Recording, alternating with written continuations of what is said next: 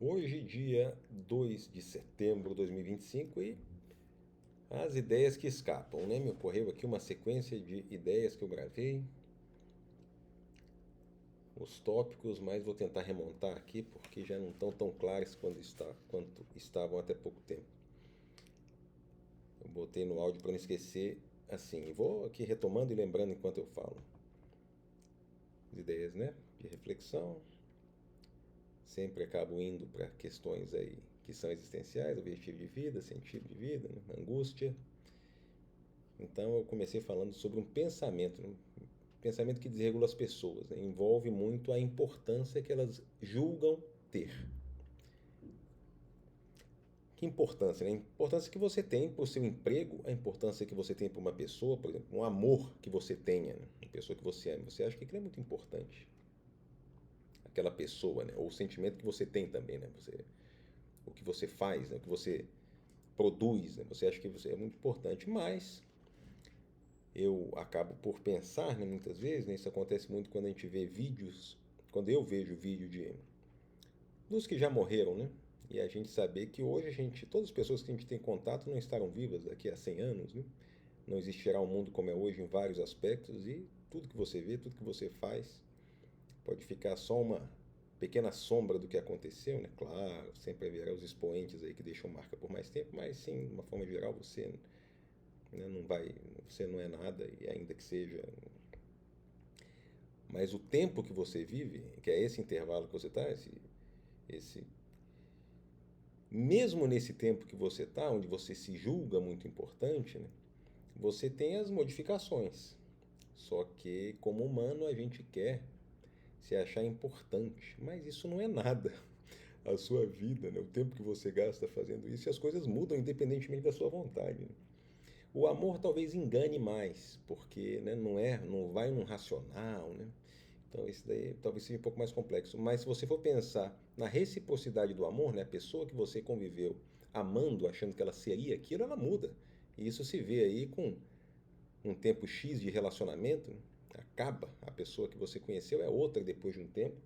O trabalho, então, né? O trabalho que você conheceu um momento, a disposição que você tinha para executar o trabalho, também né, muda com uma facilidade. Então, o seu trabalho vai mudar da forma que você o conhece. A pessoa que você convive, ela muda da forma como você conhece, ou seja, tudo que você acha que de fato é importante, que acaba que é a sua lente de colocar aquilo como sendo importante, que na verdade é você sendo importante, isso não é nada, você vai acabar, você não é nada. E aí eu né, já tinha pensado nisso de outras vezes e aí falei da palavra, não vi ali nenhuma acepção do conceito de uma forma filosófica, né, do desimportantismo, né, que você não é importante. Né? E isso gera um conflito. Por que, que eu vou falar do conflito? Porque é o que gera o problema que pode ser né, observado pela pessoa num nível psicológico, psiquiátrico para tratamento, para você ter menos angústia na sua existência ou saber produzir melhor. Né? Então a finalidade de falar isso é uma finalidade prática. E o conflito, ele se baseia ali na angústia de você buscar objetivos né, com uma intensidade para tentar dar uma importância para a sua própria existência. Então você procura os seus objetivos, você procura uma reciprocidade de pessoas, você procura que as pessoas coloquem você em destaque, você procura ter uma atividade onde você se destaque. E muitas vezes você não fica satisfeito apenas, né? Claro, tem muitos fatores envolvidos, mas você quer um destaque para aquilo que você está fazendo. As pessoas, elas maioria, né, quer ter os seus 15 segundos ali de fama, e algumas pessoas muito mais do que isso, né?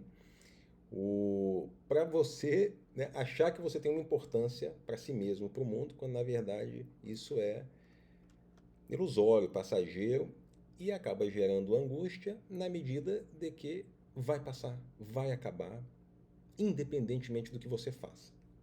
E às vezes muito mais rápido do que você imagina. E muitas vezes nunca foi, como é o caso de um amor não correspondido, né? Que você acha que é sublime tudo, e tudo vai mudar. As coisas que as pessoas mais dão importância, né? Sem ser relação humana, são as coisas que elas produzem, né? Um próprio emprego, uma dedicação para o emprego, ou uma desenvolver ali uma habilidade para determinada coisa. Né? Isso agora com a inteligência artificial né, faz com que as pessoas tenham que repensar a sua importância nas diversas áreas. Né? O conhecimento que antes era muito aplaudido, difícil de ter acesso, Hoje, para qualquer área, é mais facilmente contestável, né? Inclusive a formação das pessoas também fica diferente, fica contestável. E isso pode gerar esse conflito porque você acaba achando que tem que ter uma importância que você, na verdade, nunca teve.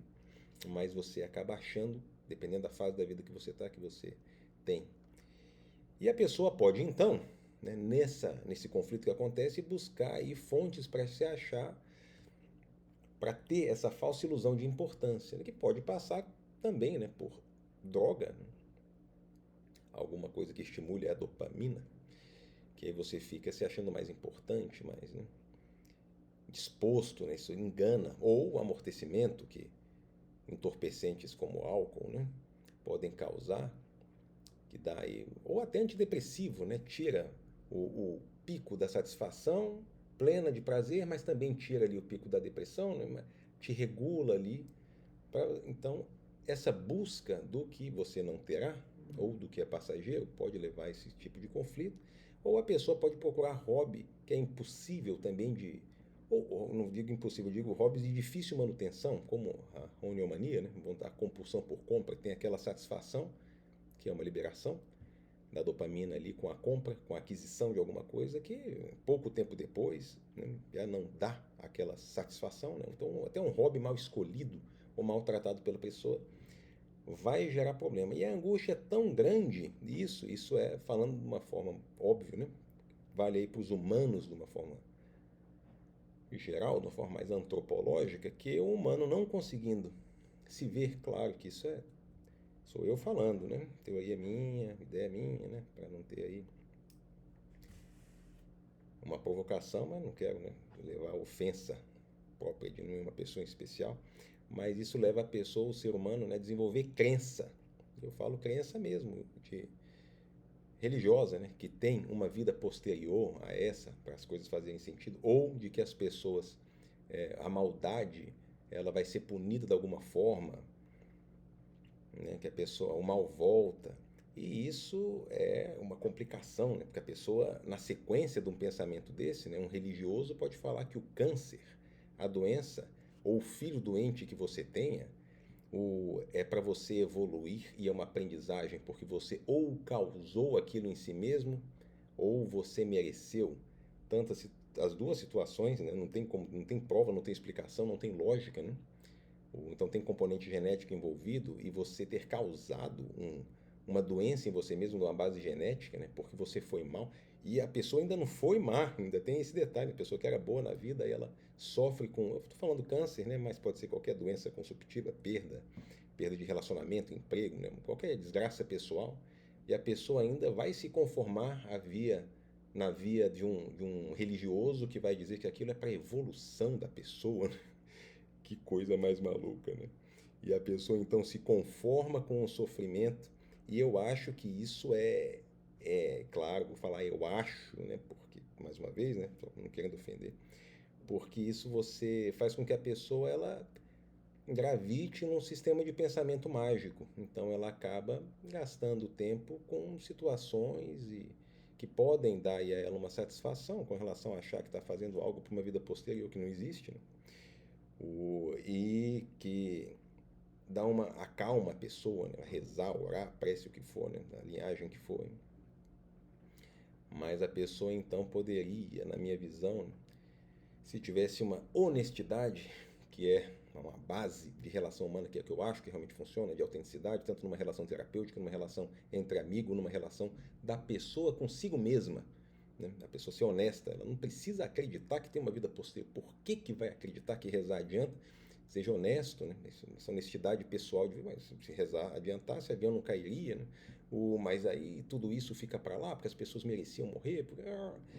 E aí a pessoa acaba vindo com um véu colocado por ela própria, claro, com interferência de cultura e tudo, para ela ficar uma espécie de uma anestesia, de uma conformação social, quando poderia, numa visão que é a minha, a pessoa priorizar e preferir ter o desenvolvimento do autoconhecimento, né? Sabendo que sim, ela é desimportante, né? A importância dela é para si própria e para uns poucos que a rodeiam ali, de familiares e tudo, e se resume nisso, porque é isso a vida, você vai morrer, não deixa rastro, ninguém vai lembrar de você, Como você não sabe quem é seu bisavô, né? Olha, se você olhar para uma foto, uma referência, você, né, não tem uma identificação com aquela pessoa, né? Você se identifica com quem você conhece.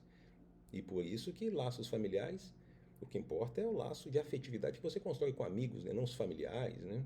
Necessariamente, né? Se tiver os dois juntos, né? Bom, mas é o que importa. Então, para finalizar, o que importa, né? O que eu acredito que funcione para a pessoa, né? Viver menos num mundo de ilusão, de pensamento mágico, é ir no caminho de que ela pode fazer uma mudança, né? Uma visão mais humanista, no sentido de ela como humana pode funcionar para mudar o seu ambiente. A atitude que ela tiver pode alterar aquele microambiente e isso ela pode mudar a pequena atitude dela, como fazer exercício físico para, né, deixar uma artéria com um calibre melhor e assim você evitar um AVC futuro com mais eficiência. Então, isso você pode fazer, né? O resto é ilusão e saber que o seu sistema de tentar permanecer vivo, que é a ilusão do ser humano, né, de não ter o objetivo de vida, sentido da vida, né, acaba caindo nessa, né, de tentar jogar para um lado e eventualmente com algum impulso ou sexual ou de compra ou fazer uma satisfação que vai funcionar, mas vai levar a prejuízo. Isso tudo é bom de se perceber com essa ideia que eu falei antes, né, fazendo aí o fechamento de que se você é apenas alguma coisa em um espaço de tempo e você é desimportante, você pode então regular a sua vida com uma consciência dessa, para você saber o que atacar, que hobby você vai manter, como você vai jogar a sua dopamina, a sua satisfação na sua cabeça, com as suas relações humanas escolhidas, com o seu emprego escolhido, quantas horas de trabalho você quer, que bens você quer comprar, para gerar uma satisfação melhor. E sem se culpar com ideias que vinham de fora, falando que algo que acontece com você é reflexo do que você fez antes, como, por exemplo, no caso de uma doença, qualquer doença consumptiva, degenerativa, e aquilo então foi o que? Culpa do seu humor, né? A pessoa que já está ali consumida por uma doença ainda vai se culpar com um erro que ela teve, ou do antepassado, que é como algumas religiões colocam, ou como algo mal que você fez que nem você sabe, e com o objetivo de uma aprendizagem que não faz sentido, né? Aprender a ficar doente, ou desse jeito, né? Gerar uma humildade forçada numa pessoa que não era desumilde, né? Então, isso aí é mais ideia de reflexão sobre o desimportantismo, uma, que é o que pode ser entendido como uma linha aí de pensamento para você se colocar frente a como você se comporta com as angústias que o acometem. E continue bem.